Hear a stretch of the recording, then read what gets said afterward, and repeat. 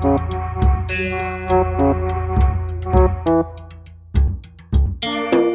this is Glen Dunzweiler. Welcome to another episode of Difficult Questions. This one is on diversity. Specifically, do we really want diversity? The format of this episode is a little different. I got to sit down with Gal Shabtai, the producer of the podcast I Dare You to Talk About It. Enjoy our conversation. Welcome to Difficult Questions. Today I have my first guest ever. So excited. Gal Shabtai, who is a producer of her own podcast, I Dare You to Talk About It, agreed to talk with me about diversity. She is from Israel, so she's got that diversity going for her. She is a she, so she's got another thing going for her. And Gal, tell us your thoughts on diversity. Hello. How are you? I'm good. Thank you so much for being here.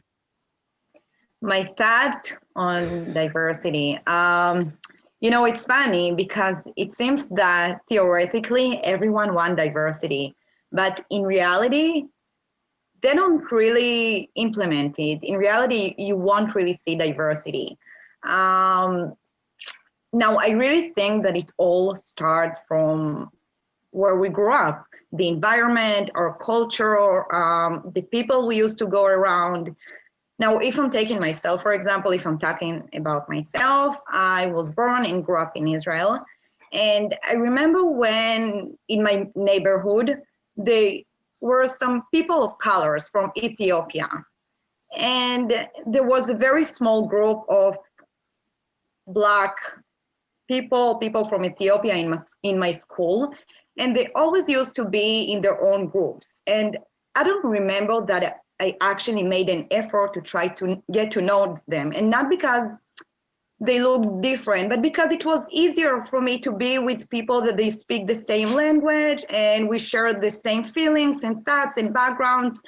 And my parents didn't talk with me about trying to get to know them because we didn't look at this as an issue, especially in Israel. The Ethiopians, the populations are very small in Israel. It's not like here that you can see people of colors.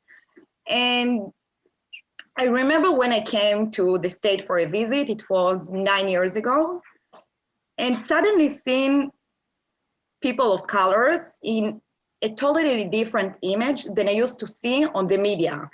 The media has a representation of Black people, Asian people, Jewish people, and being here and seeing a totally different image and trying to figure it out, okay, it's not as same as I used to see in the media. They like the way they act, their behavior, the way they look. And then it made me think, maybe it's, when I'm thinking about diversity, so because I wasn't grew up in people of colors, so I didn't really think about them in a certain way. Only when I came here, it took me a lot of years, by the way, to get to know and to figure that it's all about the way you grew up. For example, the people of colors here in LA are different from the people of colors in New York. And all the representations in the media are totally false in most cases. And I think that people want diversity, but because we have unconscious bias, sometimes we don't even realize that we discriminate other people. We want to accept everyone, but sometimes we don't do it. And not because we don't want to, because we have this stigma and these stereotypes and this unconscious bias about people that we don't even feel and we don't even see when we're discriminate them. Now, for instance, it was, I think, a year ago, I was looking for a job here in America in the digital media industry, and I was applying to so many interviews. And I remember in one of the interview, at the end of the interview, the employer told me, you have all the qualifications, all the skills for the position, but the only problem is that you're a non-native speaker. And I rather to hire a native speaker instead of hiring you. Now, back then, I wasn't even think about that it was a clear definition of discrimination. I thought that I wasn't good enough, and I was thinking to myself, how am I supposed to get rid of my accent? I really need to find a job. I need to make money. I live here in America, and that's my English. That's the way I speak. And what am I supposed to do? And it took me time to realize that it wasn't something in me. It was something in this company, because this company, maybe they can say that they want diversity, but for them, it's easier to hire someone with the same background, someone that is a native speaker, and they don't need to try to understand him. Now, it's not like my English was bad.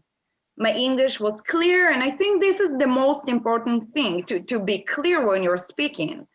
But people don't know. When I'm talking about accent discrimination, it's a subcategory under origin discrimination, skin color, and what is even worse is that you can't even prove it on court. I can't even come and say, okay, you made a discrimination because of my accent. The employer can say, yeah, it's not a discrimination because you're not clear. And I can't hire someone that is not clear. So how can I prove that I'm qualified for the job? So yeah, as I said, I think that, yeah, people want diversity, but for them, sometimes it's a lot of effort to accept someone with a different background. Yeah. And I think even with cultural clues or cultural knowledge, I know that when we were talking, sometimes like, Glenn, I don't know what you're talking about right now. You're making a reference, something in the United States, specifically the gay mafia on Broadway. You're like, yeah. I don't even know what the gay mafia is. And honestly, if you don't work in live entertainment, you wouldn't know what the gay mafia was. So yeah, I would think that if you're an employer, if you need someone to have these cultural references embedded in them to make your life easier, then you're going to go with that person. And it's almost like, I was talking to a friend, I said, it's almost like you have to make accommodations. And she said, wait, you don't want to start saying diverse people are like disabled people. You don't go down that road. Right. And so, yeah, it's rough. It's a conundrum, isn't it? And they've noticed that people with accent, they are perceived as less educated than people that are native speakers. Now, as I said, it's always easier to connect with someone that is in the same category as you are. You don't want to try, and try to understand this person. And, even when I'm speaking with an Asian person, so we have totally different perspective about things. So for most people, they want to get along with people that they share the same feelings and perspectives and thoughts.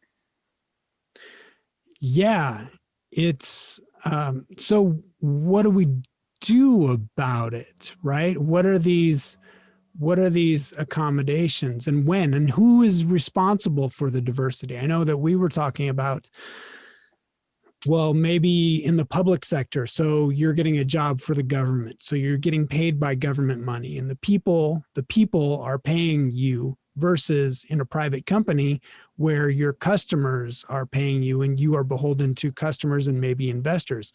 So in the public, you need to make that extra reach for diversity because your public is diverse and they're the ones hiring you.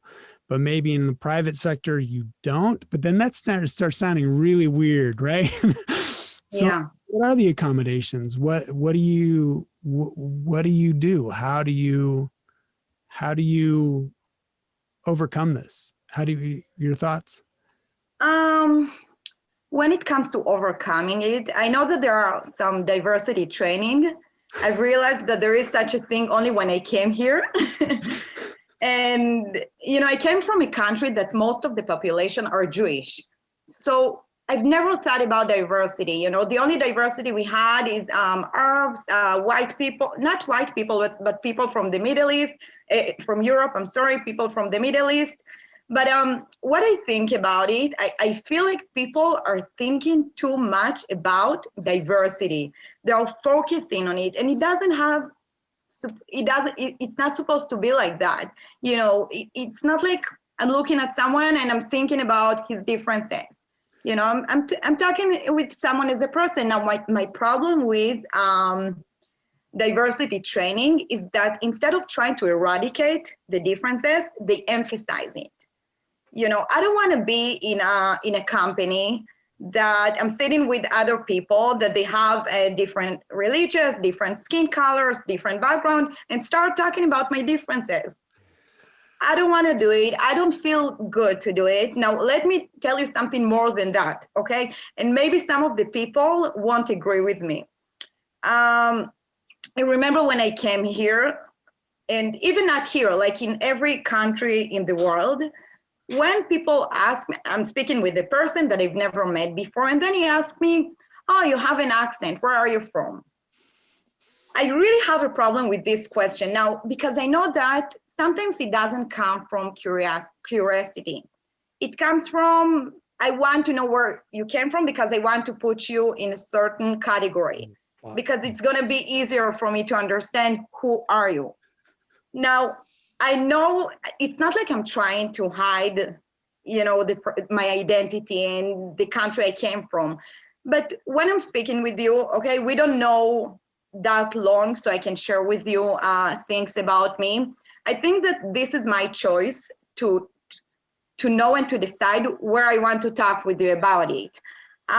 So every time, you know, and this is something that a lot of non-native speakers, this is why they're trying to cover and to hide their accent, because it's automatically put markers on you that you're different, you're not from here.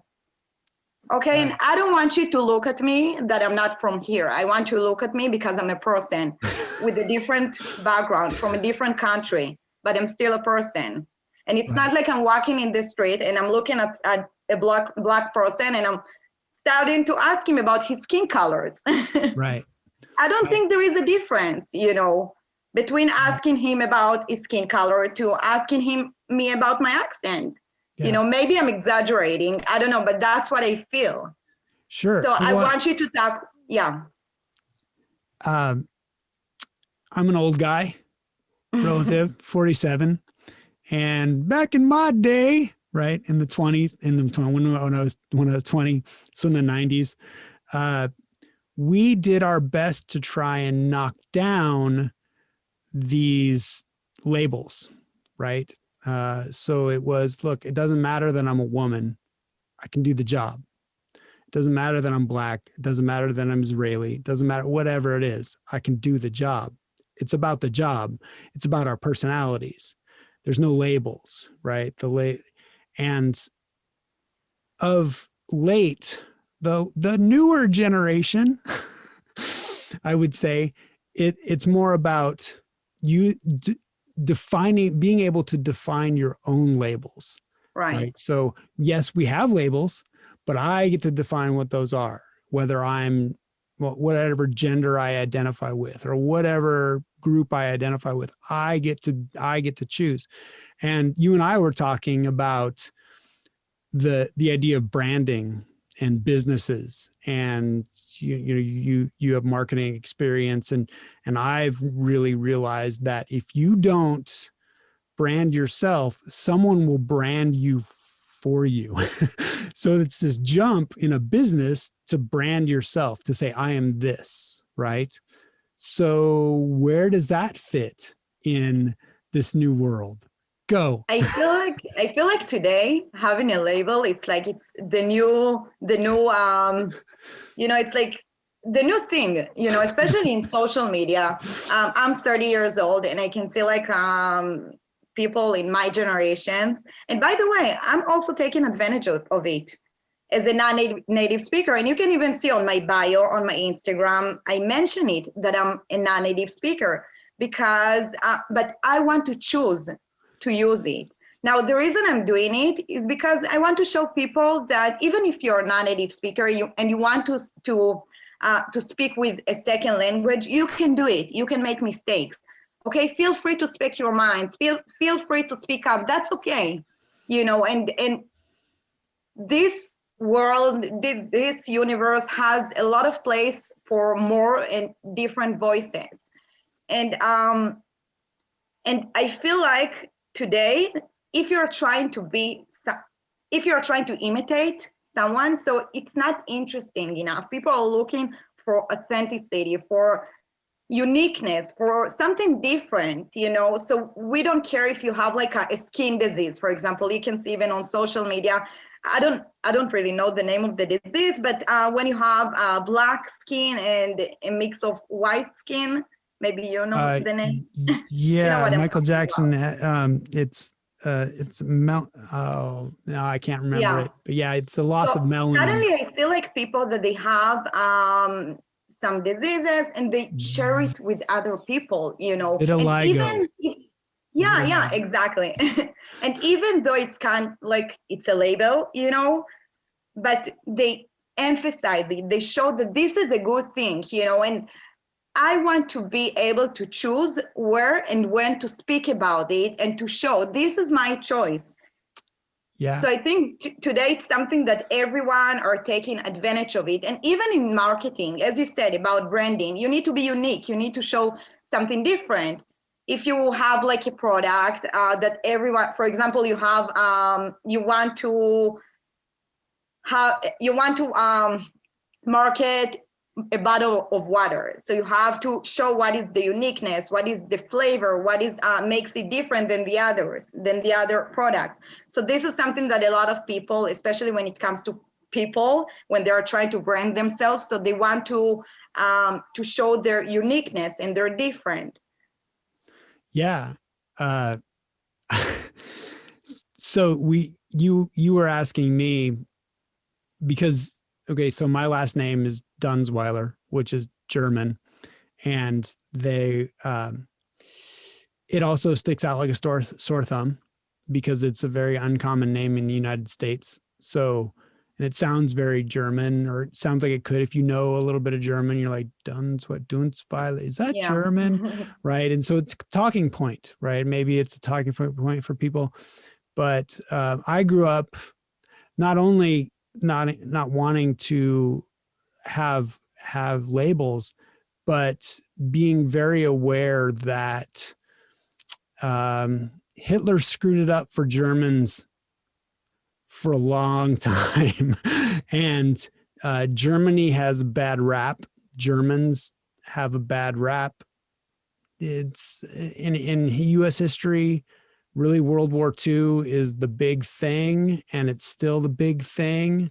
So I always wanted to blend in to whatever crowd I was. And I came from a very diverse town area in South Sacramento. So I was blending in with a lot of diverse people. But the last thing I wanted to talk about was my name, my last name, because I don't want someone to put me in that box, right? I'm also category. 6'2". I have a square jaw, right? So I look like the stereotypical Nazi from the World War II movies, right? Or I can. If someone wants to see that and put me in that box, it's very easy. And so I personally have worked to not be that. And, but at the same time, I'm of the majority white people. I'm a white male, right? So no one also wants to hear that. No one wants to hear about my complications and diversity because I'm part of the majority and I get it. I don't even want, so I'm more comfortable because of who I am with tearing away all labels. Like we're not where I think someone that is boxed in no matter what by their vitiligo or by their accent, right? You look at me and you don't know I'm German except by the last name. So if I don't tell my name, I can succeed. Where I think someone else that feels like, okay, I'm black. You can see I'm black. Yeah, you can't really cover it. Yeah, yes. I'm just going with it and I'm owning it. You know, what are your thoughts on that? I think that I'm in a very different categories besides being an immigrant and with a non-native speaker. I'm also Jewish and an Israeli. Now, when it comes to Judaism, I know that I came across some people who told me, oh yeah, you always cry about the Holocaust, you know, and the anti-Semitism, you know. And by the way, I've never talked about, I have some Muslim friends and I've never talked with them about it. You know, I don't care about it because I care about the person who's in front of me. I don't care where you came from. You know, we had some differences in Israel, okay, but here it's different. You know, we all want a new start. We all want a new opportunities. So I remember when I used to travel in Central and South America when I was 21, and you have the chance to meet a lot of people and, you know, from different countries, from Europe, from America. And at the beginning, I used to hide the fact that I'm Jewish and Israeli, more than that, and Israeli. And when people ask me, where are you from? I used to say French because my accent sounds like I'm from French. And, you know, and then they didn't start to ask me questions about how is it living in Israel and how can you live, because there are always wars in Israel and this situation and everything. I just wanted to avoid these kind of questions, you know. So yeah, so I used to always hide it. Today, it's not like I'm trying to hide it. I'm just not trying to identify myself as Jewish unless I need to. You know, because it's a religious. Yeah, I celebrate the Hanukkah and the Jewish holidays, but you know, for me, it's a religious, and this is part of me. Okay, it's not something that I want and need to get rid of. Okay, but I don't need to identify myself to every person I come across. This is my thing, and I don't know this person. I don't know if he likes Jewish, if he's not, if he's open to different from people from different religions. So I don't even want to come from the beginning to this place of talking with him about it. Right. Yeah. This has been very interesting. So any closing thoughts about how to move forward? Who gets to bring up what when? I think it's about your humanity. I think when it's respect first, no matter what. And I have a lot of Asian friends, and they get so tired of, what are you? You know, are you Vietnamese? Are you Chinese? Are you Japanese? Are you right? And really, it's about connecting with, well, my name is Ben, or my name is, right? Let's start I'm there. human, I'm a person. Why do you care where my nationality? Why do you care about it? It's Los Angeles. It's America. Like, it's built from like immigrants and diversity, you know. And let me tell you something about privilege. When I used to live in Israel, so I always used to have my own privilege as a second generation of people who lived in Israel, being native speaker in Hebrew. And I remember in Israel, you have some immigrants from Russia. And some of them don't speak the language, and they have very broken Hebrew when they speak. And when I used to come across some of them, the ones that they didn't know the language, I remember when I was so frustrated because they didn't understand what I was trying to say. And today I've realized that they felt more frustrated than me because they didn't know how to deliver the message. Because today that's what I feel sometimes, even if my English is good and I sound good, but sometimes when I'm speaking with a person and I get stuck, and I don't find the right words, and I can't really deliver the message I want to deliver exactly as I could if I would speak in Hebrew. Yeah. And in these times, I feel so frustrated, you know, and even when it comes sometimes, like we were talking about the urge of people and the curiosity to know where you came from. And people ask me, people that they don't have any limits, I call it, like, okay, so what are you, like, your nationality, like Middle East, Europe, like, why do you care? It's not like I don't care to share with people, and I don't care to say something like that. I'm not white. My family from the Middle East. It's not something that I'm trying to hide. But if I want to talk about it with you, I'm gonna talk about it with you. But is it gonna make a difference? Yeah. That's my question. Is it gonna make a difference? Now, more than yeah. Oh, I was going to say just a small secret about my domesticity. I told you I've never been out of the contiguous United States, except for a couple of quick trips to Tijuana. But one of the reasons that I have not gone to a foreign country to go to a foreign country is my fear that I will not be able to communicate, because I have loved and worked so hard to be able to accurately communicate myself and who I am in English. And oh my gosh, if I have to try to do that again in another language, that's one of the reasons that really I wanted you as a guest on this podcast, because one of the things you approach is, and you tell the story of you just saying, look, I have things to say and it's got to be in English because I'm in the United States.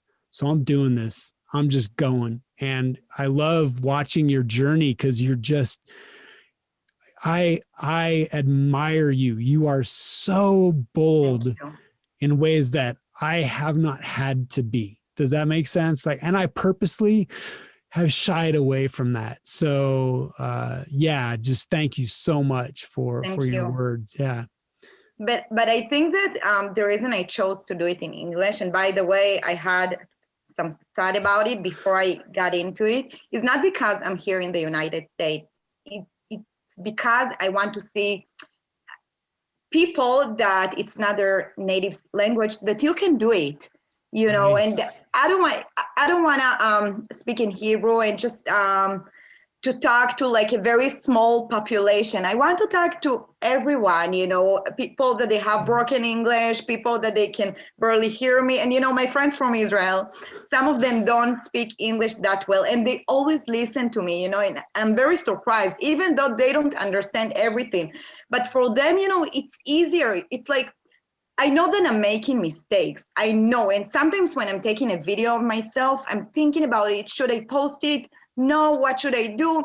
But it's part of my journey. I'm doing it because I'm enjoying it. I'm doing it because I'm imperfect. I'm not a perfect person, not in my life and not on social media, but this is part of who I am. Okay. Yeah. And I'm trying to do my best. And if you feel uncomfortable watching me speaking with mistakes, that's okay. You don't have to. Sure. Other people, for them, they will feel more related to listen to me. So that's the reason I've tried it. And thank you for watching my journey. Yeah. Yeah. Well, thank you so much. This has been an amazing conversation. And yeah, I think we covered it. So anything else that, I dare you to talk about it, is podcast, and it's on every platform you can get podcasts on, correct? Correct. So if you're listening to this and you are not listening to Gal's podcast, you need to listen to Gal's podcast. It's she's amazing, and she's very directed. She doesn't mess around, as you can tell. I love that I got her captured on video, because she's amazing on video, even though she wasn't wanting to do that. So yeah. I told you I didn't want to do it by video. I was thinking to myself, okay, I just need to do this step, okay, because it's part of it, to show, you can do it live without any editing, and you can. This is your place to show your authenticity without trying to edit it. Well, thank you so much. Thank you so much for having me. Yeah. I hope you enjoyed that conversation. I definitely want Gal back because her insights are amazing. Take care of yourselves. Thanks.